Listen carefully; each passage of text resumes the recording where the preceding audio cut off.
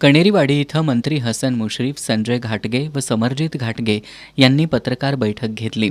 यावेळी बोलताना मंत्री मुश्रीफ यांनी जिल्हा परिषद आणि पंचायत समिती निवडणुकांबाबत संजय मंडलिक यांनी आमच्याशी कोणताही संपर्क साधलेला नाही किंवा याबाबत कोणतीही इच्छा व्यक्त केलेली नाही. ती इच्छा असती तर त्यांना आम्ही नक्कीच समजावून घेतलं असतं, असं स्पष्ट केलं. संजय घाटगे यांना पंचायत समितीतील प्रशासकीय कारभाराचा मोठा अनुभव आहे. समरजित घाटगे यांनीही संघर्ष संपवून विकासाच्या मार्गावर येण्याचा निर्णय घेतलाय. या निवडणुकीत ज्यांना न्याय मिळाला नाही त्यांची निश्चितपणे समजूत काढली जाईल.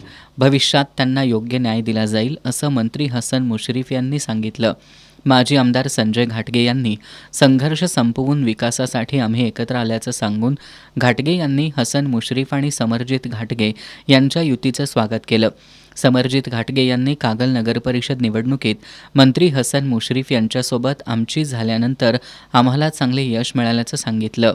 आता संजय घाटगे आमच्यासोबत असल्यानं येणाऱ्या निवडणुकीत आणखी भक्कम यश मिळेल, असा विश्वास घाटगे यांनी व्यक्त केला. यावेळी गोकुळ दूध संघाचे चेअरमन नवीद मुश्रीफ, संचालक युवराज पाटील, भैया माने, कृष्णात पाटील, राजेखान जमादार, वीरेंद्र घाटगे, रमेश माळी, धनराज घाटगे, अमर घोरपडे, सुनील मगदूम आदी उपस्थित होते.